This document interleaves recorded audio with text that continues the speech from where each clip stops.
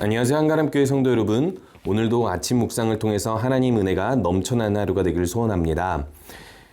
열왕기상 14장 1절에서 20절까지 말씀 함께 보도록 하겠습니다. 그때 여로보암의 아들 아비야가 병든지라. 여로보암이 자기 아내에게 이르되 청하건대 일어나 변장하여 사람들이 그대가 여로보암의 아내임을 알지 못하게 하고 실로로 가라.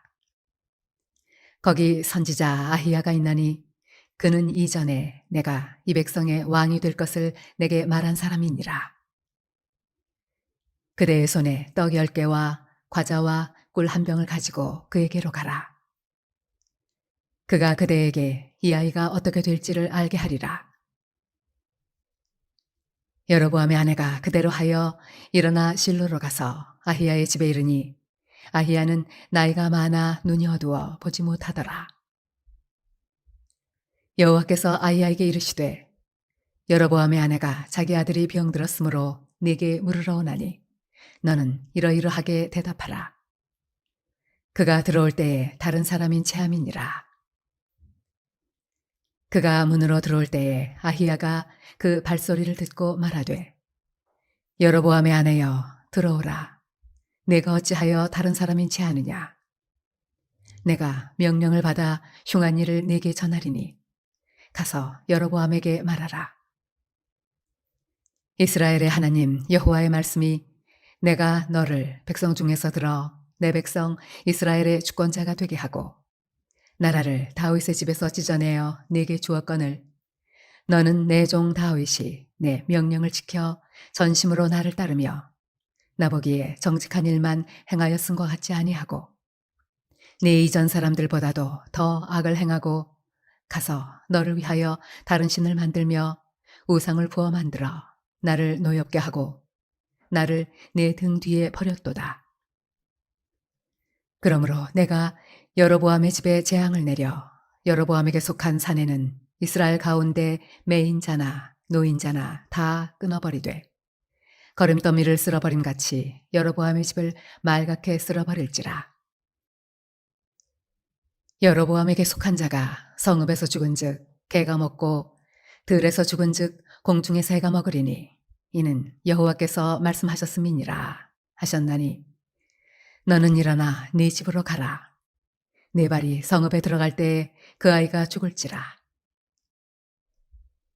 온 이스라엘이 그를 위하여 슬퍼하며 장사하려니와 여로보암에게 속한 자는 오직 이 아이만 묘실에 들어가리니 이는 여로보암의 집 가운데에서 그가 이스라엘의 하나님 여호와를 향하여 선한 뜻을 품었음이니라.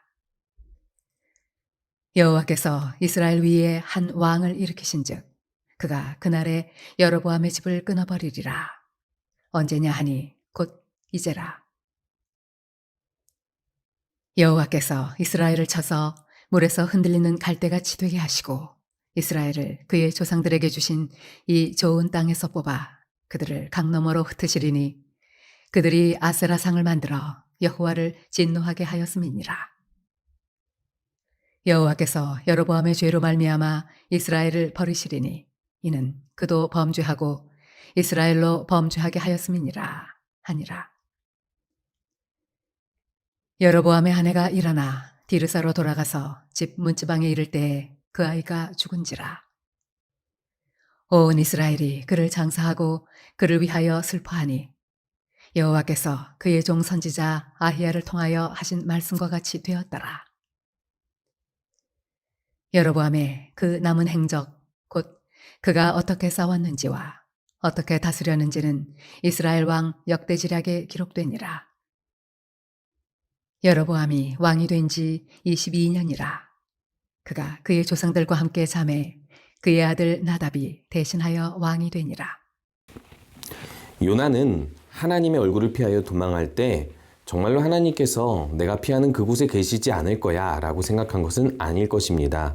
단지 니느웨로 가라는 그 심판의 말씀을 전하기 싫어서 하나님의 사명을 거부하고 싶어서 반대편으로 도망가면 혹시라도 하나님께서 더 이상 나를 사명의 길로 부르시지 않을 수도 있겠거니 했겠죠. 이렇게 하나님의 얼굴을 등지고 하나님의 얼굴을 피하여 가는 사람들은요, 과연 진짜 하나님을 피할 수 있을까요? 요나는 결국 바다 한가운데서 잡혀서 돌아와 어쩔 수 없이 하나님께서 전하신 말씀을 전하게 되죠. 그런데요, 이보다도 더 큰 죄를 지은 사람이 있고 이보다도 더 숨길 수 없는 죄를 지은 사람이 있습니다. 바로 여로보암입니다. 하나님께서는 분명하게 이스라엘 땅은 하나님의 땅, 하나님이 주신 땅이라고 말씀하셨고, 그리고 다윗의 왕국, 솔로몬 이후의 왕국이 분열되면서 여로보암에게 그 나라를 찢어주실 때 이건 네 거야 한 것이 아니라 이거는 내 거야, 내 거지만 내가 열지파를 찢어서 주겠다라고 말씀하신 것이죠. 그런데 여로보암이 하나님 앞에 죄를 짓고 여러 번의 경고에도 끝까지 회개하지 않았을 때 어떻게 그에게 재앙이 일어나겠습니까? 분명하게 13장 마지막에서는 이렇게 이야기하고 있습니다.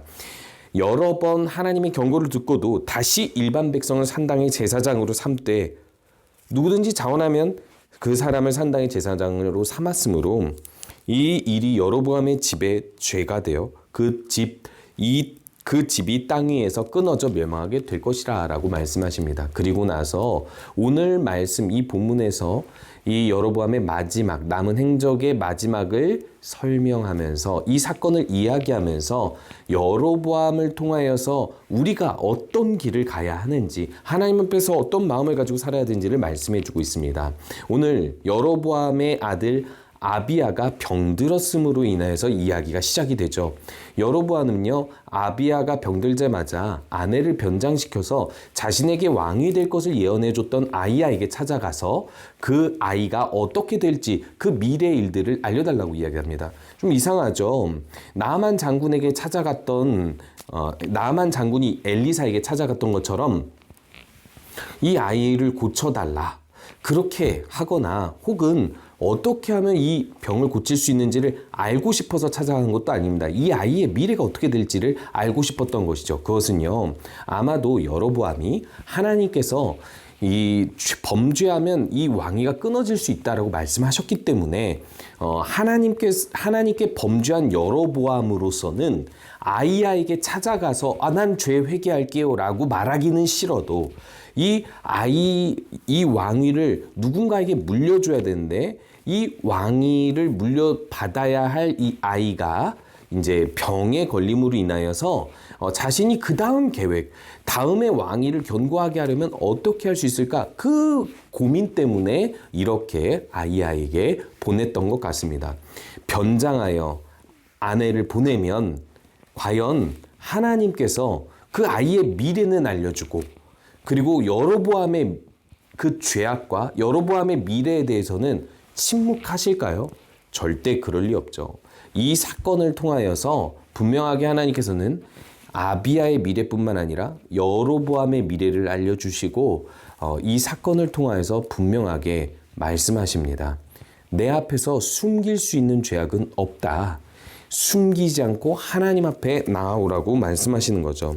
그래서 결국 아내에게 떡 10개와 과자와 꿀 1병을 가지고 가서 그 선지자를, 아이야 선지자를 찾아가라고 이야기하고 결국 아이야에게 이르자 하나님께서는요, 아이야에게 그 아내가 오기도 전에 먼저 말씀해 주십니다. 이때 아이야는 눈이 멀어져, 눈이 이제 어두워져서 사람을 잘 알아볼 수 없는 상태였지만 하나님께서는 말씀해 주시죠. 아이야의 아내가 찾아와서 이러저러 할 테니 대답을 해라. 어떤 대답을 할지 알려주겠다라고 말씀하시죠. 아이야는 아내가 변장하여서 오는 그 발소리를 듣고 알아채고 이렇게 이야기합니다. 네가 아무리 다른 사람인 채 할지라도 나는 너를 안다. 하나님께서 너를 안다. 여로보암에게 해줄 말을 나에게 전하라고 하셨다. 아내는 너무나도 깜짝 놀랐겠죠. 여로보암 의 아내인지를 알 뿐만 아니라 올 줄도 알았고 이 아이의 미래가 아니라 여로보암의 미래를 알려준다라고 여로보암에게 말씀하시는 것을 알려주는 거 보고 이 아내는 분명히 이렇게 생각했을 것입니다. 여로보암이 하나님의 얼굴을 피하려고 했더니 되려 하나님께서 여로보암을 찾아오시는구나. 여러분도 숨길 수 있는 죄악은 없다고 믿으시고 주님 앞으로 나아가시기 바랍니다. 그 다음 이제 여로보암에게 하는 말을 이야기합니다. 먼저는 심판을 받는 이유에 대해서 이야기하죠. 여로보암에게 하나님께서 말씀해 주신 것이 무엇이었습니까? 다윗같이 행한다면 다윗에게 준 언약처럼 여로보암의 왕위를 견고하게 해주시겠다고 했습니다. 그런데요, 여로보암은 다윗같이 행하지 않을 뿐만 아니라 심지어는 이전에 있는 왕들보다도 더 악한 행위를 했다고 이야기합니다. 솔로몬보다, 사울보다 더 악한 행위를 했는데 왕위를 빼앗길 그 이상의 심판을 받아야만 하겠죠. 그래서 이 일에 대한 재앙을 두 가지로 말씀하십니다. 첫 번째는 여로보암이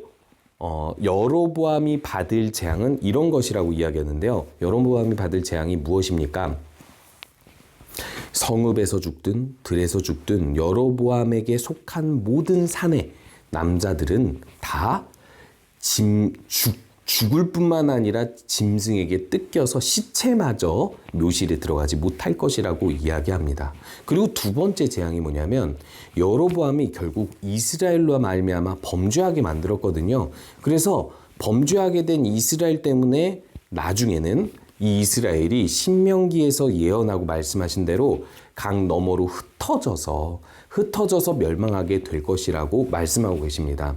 여로보암의 죄가 무엇이었습니까? 단과 베델의 금송아지를 세워서 남유다 성전에 가서 예배하지 못하도록 한 것입니다. 다른 신을 믿게 하고 우상을 믿게 하고 그렇게 해서 자신의 정치, 왕위를 견고하게 하려고 했었던 계획이었죠. 그런데요, 이것 때문에 문제가 생긴 것은요, 마태복음 15장 14절에서 이야기하는 것처럼 맹인이 맹인을 인도해서 함께 구덩이에 빠지듯이 이스라엘 모두가 역시 이 여로보암 때문에 모두 구덩이에 빠져서 함께 멸망하는 결과를 얻게 된 것입니다.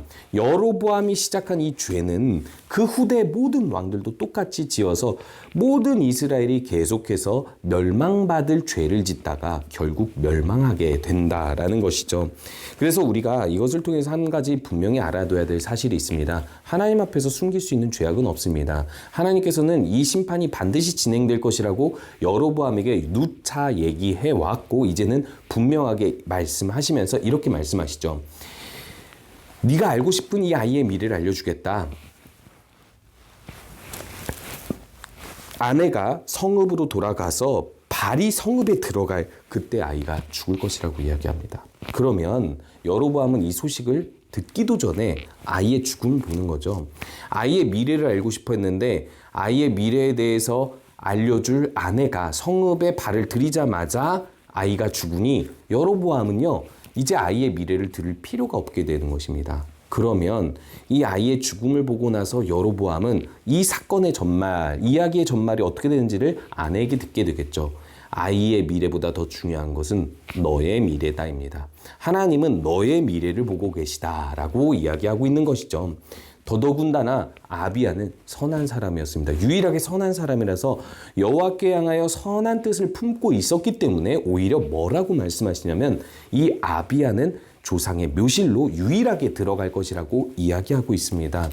아마도 아비야가 성경에서 나오진 않지만은 유대인들의 전승에 의하면은 여로보암이 남유다로 북이스라엘 사람들이 못 내려가도록 막아놓은 그 보초병들을 제거하고 자신도 남유다에 내려가서 예배를 드렸다라고 보고하고 있는데 명확하게 어떤 선한 행위인지 몰라도 이렇게 조상의 묘실에 안전히 들어갈 만한 선한 행위는 이것밖에 없지 않겠습니까? 하나님께서는요, 악인 때문에 멸망하는 가문의 의인은 이렇게 병들어 죽을지라도 결국 하나님의 은혜를 결국에는 받도록 인도하십니다. 우리도 마찬가지죠. 우리가 하나님 앞에서 언제나 선하게 하나님 말씀을 따라 살아간다면 이 세상이 아무리 악하여서 그리고 또 우리가 결국 이 세상에서 죽음을 그리고 여러 가지 많은 고통들을 피하지 못한다 할지라도 하나님께서 주실 영원한 생명의 소망을 가지고 살아갈 수 있다라는 것입니다. 그래서 이제 하나님께서는 분명하게 말씀하고 계십니다. 하나님께서 금지하는 그 죄악을 저지르면 그 죄악이 후대나 혹은 이스라엘 모두에게 함께 멸망하게 만드는 결과를 만들 수 있으니 어떤 죄도 남들에게 영향을 주는 악한 죄는 짓지 말라고 말씀하시고 있는 것입니다. 그 죄는 너무나도 큰 죄라서 여로보암에게 이전의 왕들보다 더 악한 죄를 지었으니 큰 심판을 받게 될 것이라고 말씀하고 있는 것입니다. 여로보암의 가문은요, 결국 그 후대의 왕이 되는 나답이 2년밖에 통치하지 못하고 바하사에 의해서 완전히 멸망하게 됩니다. 왜 이런 심판을 받게 되었을까요? 그 이유는 단 한 가지입니다. 하나님 앞에서 자신만 죄를 지을 뿐만 아니라 이스라엘도 모두 죄를 짓게 만들었기 때문입니다. 우리들이 가진 이 왕의 자리, 이것은요, 기독교인으로서 모두가 가지고 있는 자리입니다. 저는 왕이 아닌데 이 세상에서 저는 그런 권력이 없습니다. 아닙니다. 하나님께서는요, 우리를 두신 그곳에 왕과 같이, 왕 같은 제사장처럼 책임의 자리를 주셨습니다. 교회에서나 가정에서나 사회 어디서나 우리들은 그곳에서 책임을 가진 자리를 가지고 있습니다. 우리가 죄를 짓고 하나님을 떠나면 결코 우리만 망하는 것이 아니라 우리와 연관된 모든 지역의 많은 사람들이 영향을 받게 되겠죠. 그 책임을 생각하시고 선하게 살아가시는 우리 모든 성도님들 되시기 바랍니다. 함께 기도하겠습니다. 함께 기도할 때에는 나의 죄를 숨김없이 하나님 앞에 고하고 회개하는 삶을 살 수 있도록 기도하시고, 이웃에게 악영향을 주는 죄는 절대 짓지 아니하도록, 죄를 짓지 않도록 조심하는 삶을 살 수 있도록 기도해 주시기 바랍니다. 태국의 김동현 백정훈 선교사를 위해서 기도할 때는 인타님펀 센터를 통해 너희의 지역 청소년의 전도의 기회가 열리도록 기도해 주시기 바랍니다. 우리 함께 기도하겠습니다.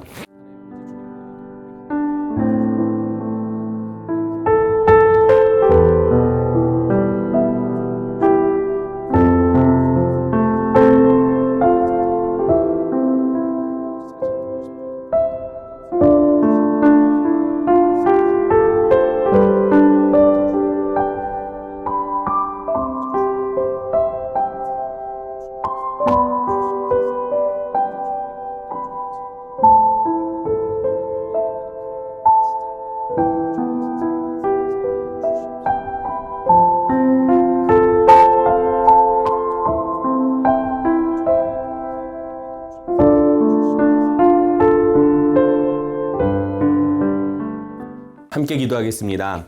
하나님, 오늘도 우리에게 말씀을 통해서 하나님의 살아계심을 보여주셔서 감사드립니다.